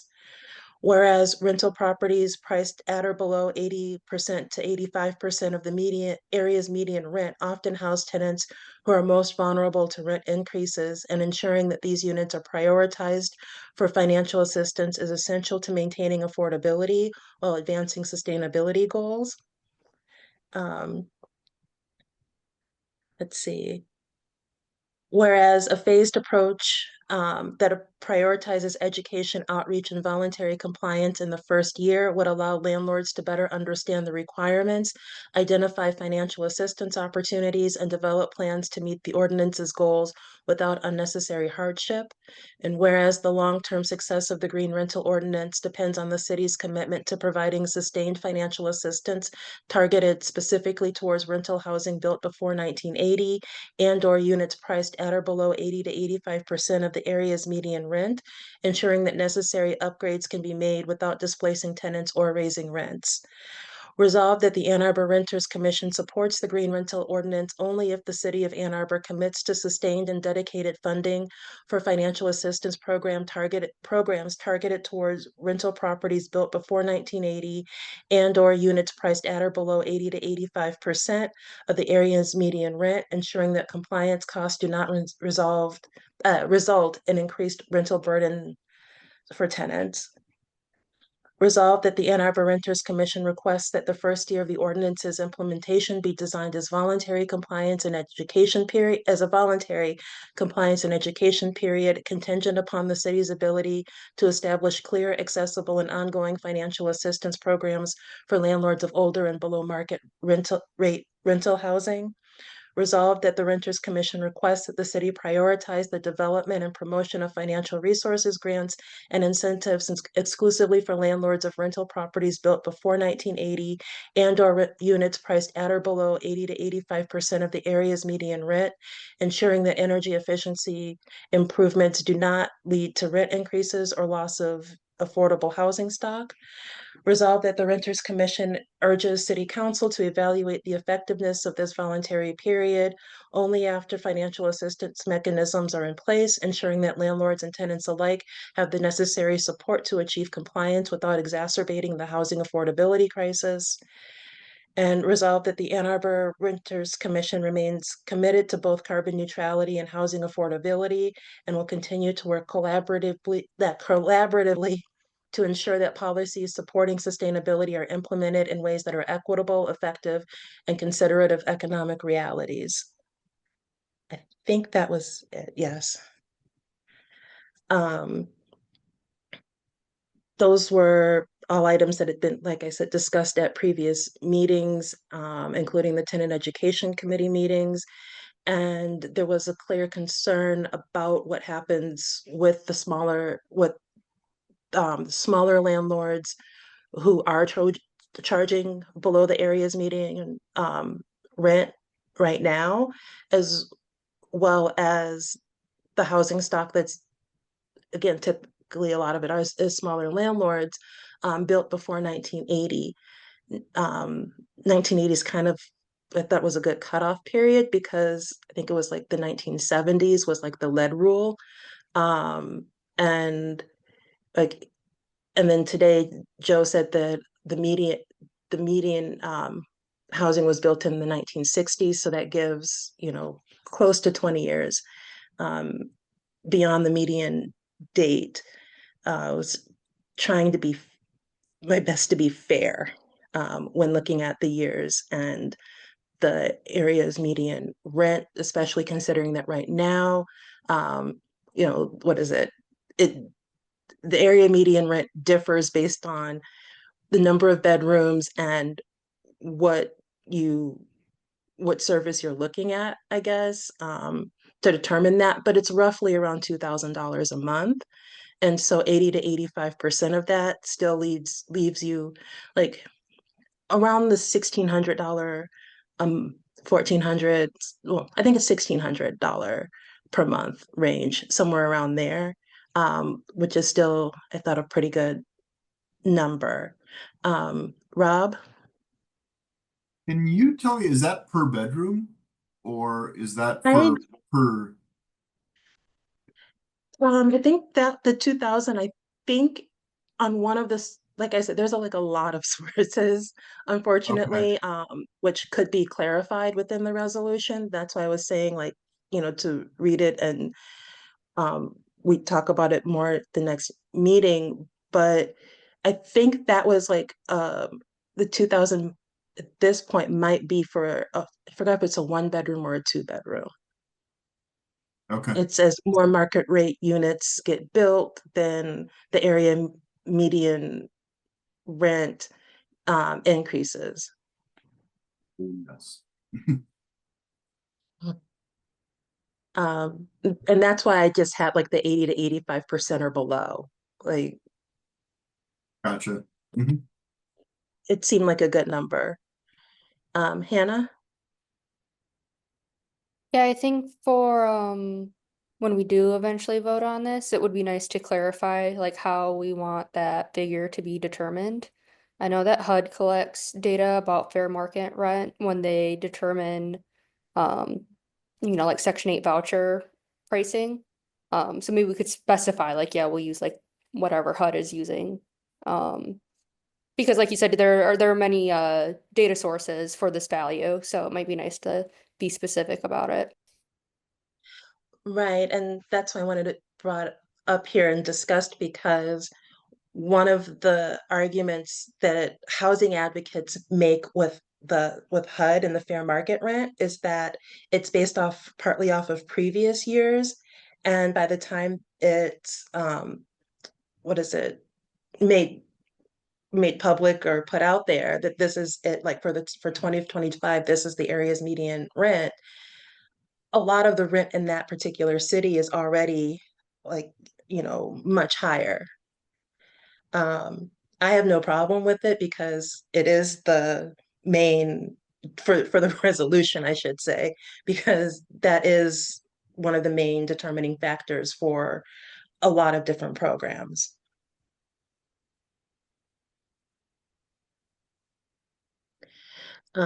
Are there any other s- suggestions? Yeah.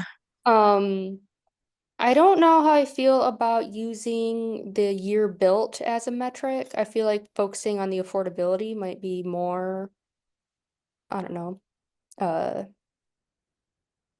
higher priority. Because a lot of these like big corporate complexes that can't afford to make these improvements, yeah, they were built before 1980. So are they going to get all the funding, and the small landlords still are going to be pushed aside? That's a good question. I'd like to open it up to the others on the commission to give input.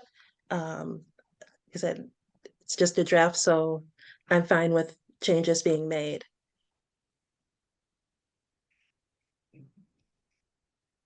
Rob? Sorry, I'm talking too much. I think one of the Oh, issues no, with it's the great. date, one of the issues with the date is, as I expect Jordan's housing stock is not before 1980, and mine certainly isn't. It is more difficult with old houses to do some of the things that are going to be beneficial for the green rental housing initiative. And I think that we need to also recognize that things like if you insulate old houses, you get mold problems. And we don't really need mold problems in a otherwise energy efficient house. So I think that those are the kinds of issues that the date range of your resolution considers. And I think it's worthwhile to continue to think about that. I mean, I agree with the mold. My parents' house was built in the early 50s. And they just had their insulation redone and there was mold in, no one knew, right? Um, I think that it is a good discussion point on the years. Like I said, I chose 1980 because of the lead rule, but I don't know if that's a good year or not. I just remembered had been discussion on talking about the older housing stock. Um, do we want to handle deciding on keeping the the dates or older housing stock at the next meeting so people have time to think it over? Because I kind of think that that's a good idea is to really, think it through. It can be an and where it's the older housing stock and the affordability. It can be an or, it can be neither. Um, just, yeah, I'd say think it over and decide. And we'll talk about it at the next meeting. I have a quick question, complete side note. It looks like Michelle isn't here anymore, so we technically no longer have a quorum, correct? Let's see, 1, 2, 3, 4, 5. Yeah, there's 5 of us now. Mhm. So is 5 the cutoff for the quorum? How many current members do we have?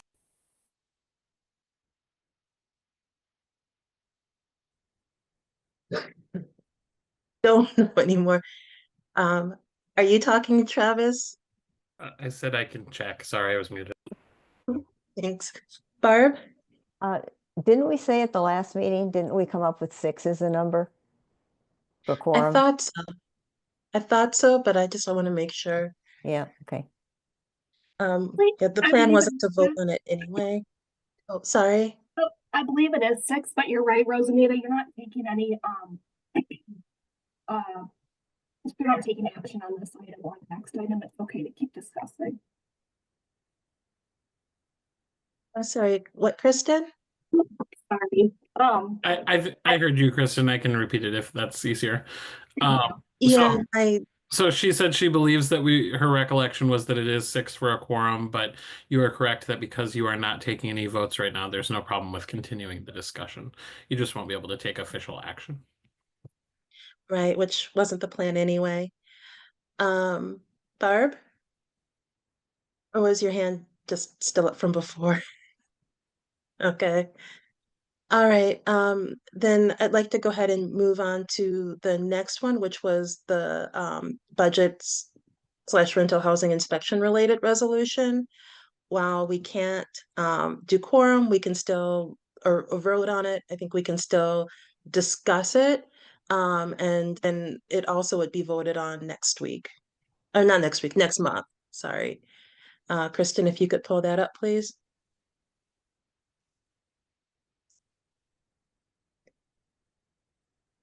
And it's good that that Councilmember Radina is here because I did have a question for him regarding this. It's just a resolution to expand rental inspection staff. Did not go fancier along with the title of this one. Whereas the city of Ann Arbor is responsible for ensuring safe, habitable, and code compliant rental housing through its rental inspection program. Whereas the number of rental units in Ann Arbor will continue to increase significantly due to ongoing and future housing developments. Whereas the current number of rental inspectors has not kept pace with the increase in rental properties, leading to longer inspection timelines and potential gaps in enforcement. Whereas the renter's condition has identified longstanding concerns about understaffing in the rental inspection program, which may compromise the city's ability to effectively enforce housing standards and protect tenant safety. Whereas additional rental inspectors would help reduce inspection delays, improve compliance with housing codes, and ensure landlords maintain safe and habitable housing for tenants. Whereas a well-resourced rental inspection program aligns with the city's goals for housing equity, tenant protections, and proactive enforcement of rental standards. Resolved that the Ann Arbor City, oh, sorry, I got it confused. That's a good thing we're not voting on it today. That the Ann Arbor Renters Commission requests that the Ann Arbor City Council and City Administrator include funding for 2 additional rental inspectors in the upcoming fiscal year 25 budget to strengthen rental inspection capacity and maintain high standards for rental housing quality in Ann Arbor.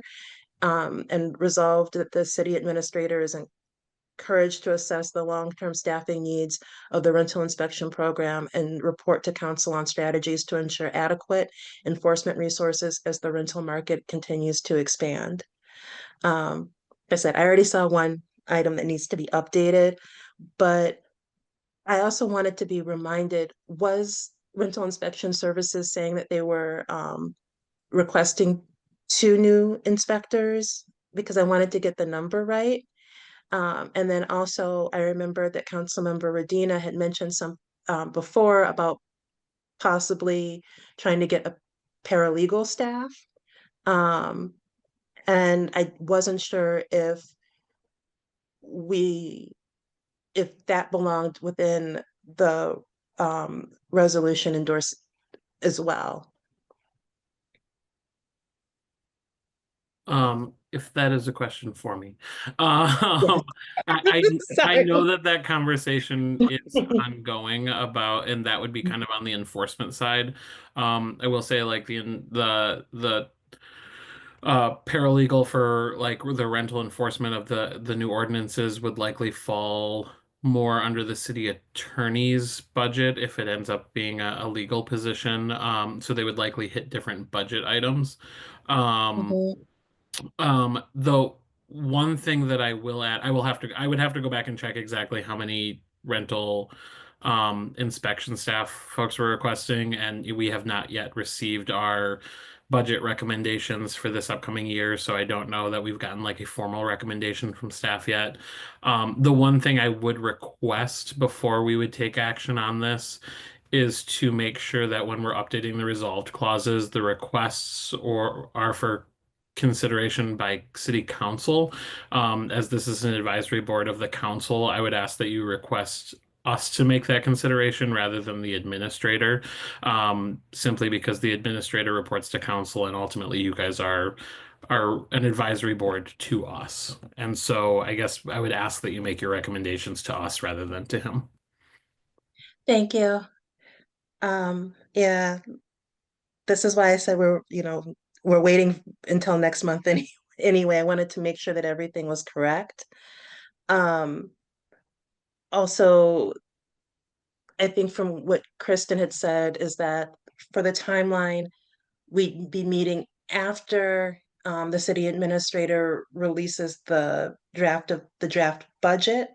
Um, but then we would be meeting again, like, was it before or after there's already the council vote on it, which is why it seemed like it was best for whatever we were going to be like, this is great, please do, would be for next month.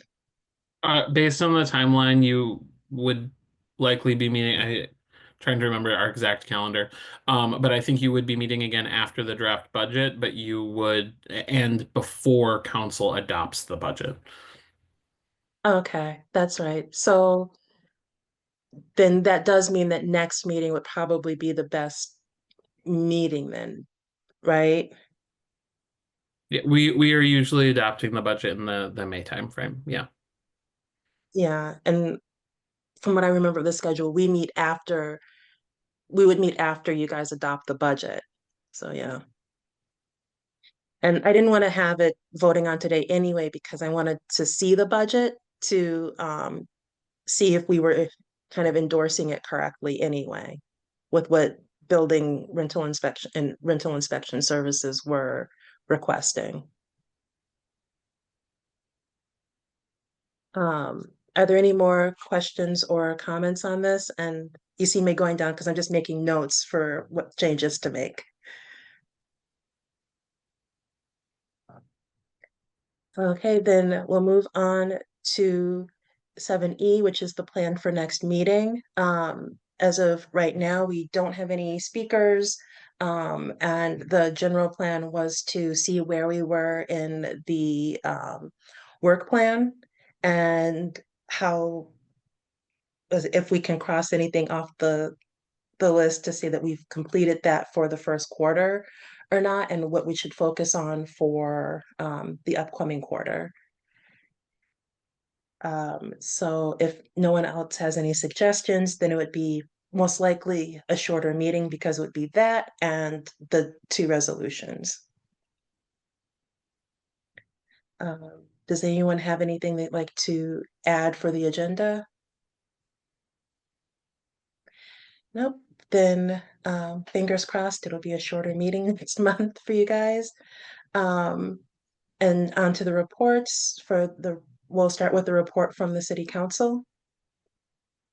I'll jump in, and my camera's off. My apologies, and my battery is about to die here. So, the one update that I'm thinking about is reminding you all to to visit the website and give comments and feedback on the comprehensive planning process. Given, for example, our meeting today and our discussion about green rental housing, and it's really important that renters and landlords, give their perspective on, what they'd like to see and what's in, what you all feel is important for us to know as we go into this process, as we continue this process. So there is a project website. I don't know if you all are familiar. You can go right on there and there's some videos you can look at and you can give your comments right on that site. Thank you. I In- see Kristen's going, showing us how to look it up. Yeah, or we can. Yeah, and I would just add to that. So this is the easiest way to find it through the A2Gov site. And then when you click that project site, you actually get taken to the project. And about halfway down, I think, is an option to make comments or add comments and questions. And so I would definitely encourage you. I think it is really important that renters' perspectives are included in the comprehensive planning process. This is a process that is still ongoing. And so to the extent that any of you have had time to familiarize yourself or attend any of the public engagement sessions, if you have not attended them, as Cynthia mentioned, there's the videos, but please make sure that your voices are heard and the voices of your peers who are also renters are heard. Thank you both. And is there an end date for when people can leave comments? I do not have an end date that I could locate or that I'm aware of. I think it's ongoing at this point, right, Travis? There's not really. That's my understanding too. We can check in. This is a process that is still ongoing, right? Like it's, as Cynthia mentioned, it will continue into 2026, I believe. And so there's definitely some time, but obviously more and more details of the plan that are coming together. And so if folks have feedback, I would say sooner rather than later. Okay, thank you. And do you have any updates for us? Councilmember Medina? I think that was the big one that I was thinking of as well for this month. Okay, then from the report from the commissioners, Hannah, can you just give us a brief summary of what was discussed at the last tech meeting, please? Yeah, at the last tech meeting, we discussed briefly the resolutions that were presented today. We did have a longer chat about the green rental housing ordinance, which we got the presentation on today. We're still hoping to get a meeting with IT to talk more about data transparency. And we also talked about stakeholder engagement events. We're hoping to maybe do some events at the libraries, not just the library downtown, but basically every library in Ann Arbor, potentially, if we have time for that. And I think that's about it. It was a shorter meeting this time, but anyone, please email me if you have any topic you want us to talk about at the April meeting. Okay, and the next item on the agenda was the report from HHSAB. I'm still kind of confused as to where we stand with that. Councilmember Medina or Councilmember Harrison, was it? I thought it was Is it dissolved. still alive? Now that you mention that, I'm not sure that it did actually appear as something we dissolved formally yet at council. They have still voted to dissolve themselves. We can certainly give you an update the moment that they are formally dissolved, if that happens. Okay, so because I don't remember, I don't think they met this month, right? If they, Correct. right, okay. And I Um, suspect and I suspect they won't. But the council needs to formally default them before they're gone. okay. And next is the report from the staff liaison. Kristen, do you have any updates for us? No update. Okay, and then now it's time for the second general public comment. I think I saw one person attending. Okay. And they have Caller with a ending in 543. You can go ahead and unmute and talk with the Renters Commission about any topic.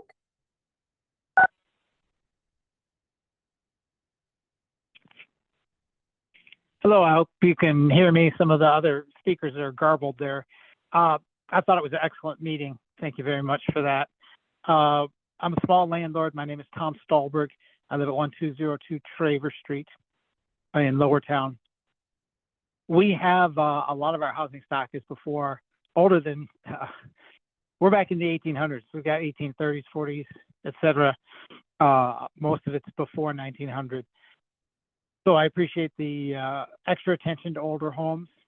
We also have a lot of affordable, well, I won't, more workforce housing than affordable housing, but we have some affordable housing as well. Quick question I have is if we have if we're based on AMI as opposed to just based on whether there's a voucher or not. I don't know if that's a possibility in the point system. Because not everybody uses the vouchers. We've had some in the past, but at the moment we don't, but we have affordable housing officially in our rates that people are paying.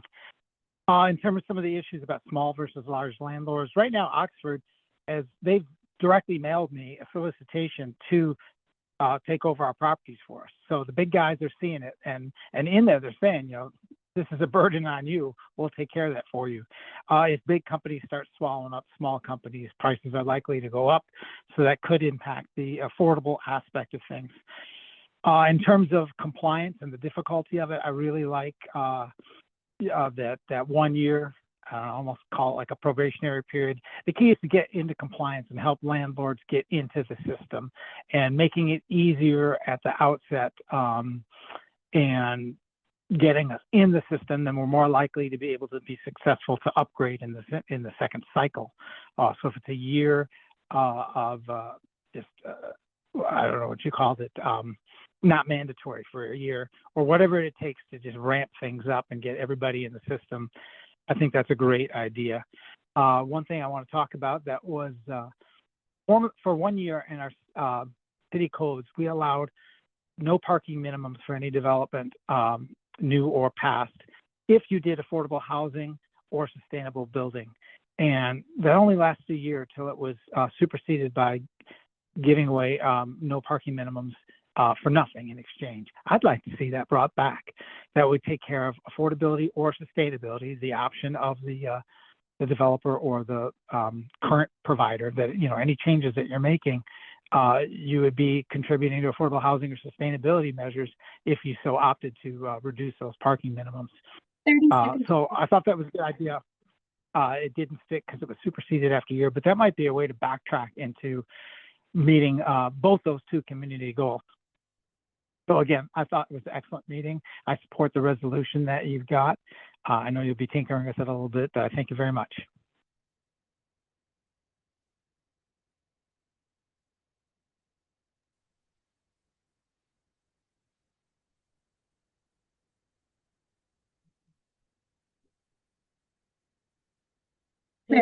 Kristen, sorry.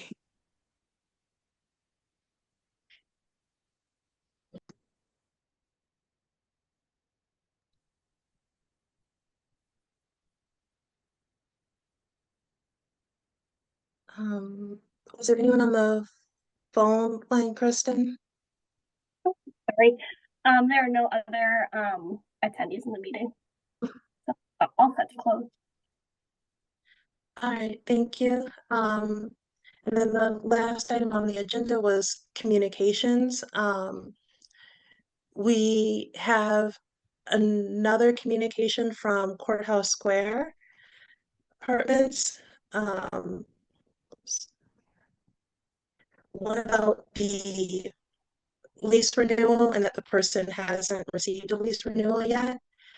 And let's see, there was one from the CEO of CityWise and one about downtown occupancy rates. I don't know if everyone had a chance to read over the communications. And unfortunately, my laptop battery is going to die soon, but did everyone have a chance to read the communications for for this week? Are there any questions or concerns? Jordan? I just wanted to voice concerns about Courthouse Square. It sounds like there's some action there, both in meeting with WHA and the police department, and there's a new manager there. So I am hopeful, but just want to acknowledge that the suffering of those folks is far beyond the level that it should be, and that we all need to be paying attention to that, because it's worse than it was when they started writing to us in 2023. So just wanted to hold some space for them, tell them that we are trying to make folks in the city aware, and that we are hopeful and following and paying attention. Thank you, Jordan. Let's see, Hannah and then Travis, or Councilmember Adina. I have a general question I don't know if anyone knows the answer to about like quantifying the vacancy rates of apartments. Like, is there an entity that quantifies that? Is there a way for the city to potentially start quantifying that somehow?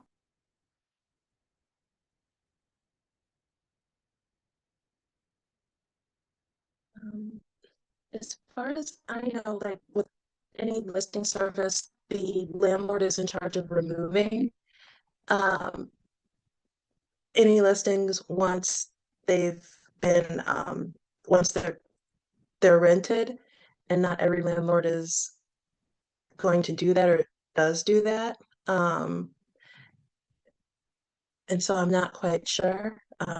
But since Councilmember Medina's hand was raised, we'll just scoot that question along to him as well. Yeah, I don't know that I have much more of an answer to that. I don't suspect that it's something that the city will have capacity to take on. And so I would not see that happening from the city's side.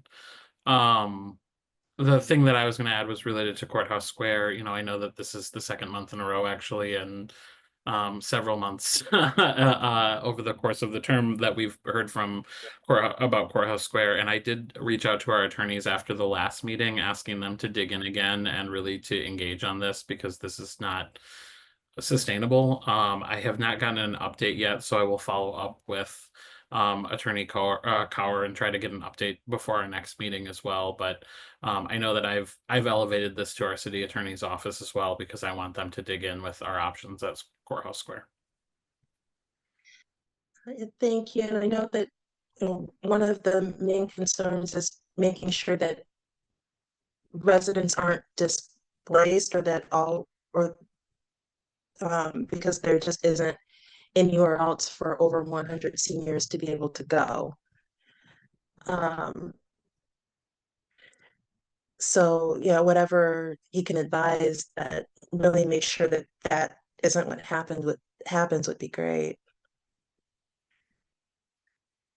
Yeah, I know. I think that's all of our objective, and I think making sure that it's finding that balance between making sure that people have a safe and healthy living environment, and also a place to live. And so I think I will re-engage with them on that and see if they have any updates.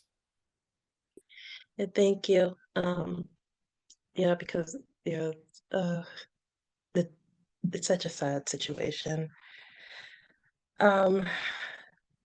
if there aren't any more questions or comments, then I'm going to go ahead and close out the meeting since we don't have quorum. I'll just tell everyone to have a great rest of the month and happy spring. And we'll see you in April. Thanks, everybody. Thank you very much. Good night. Thank you.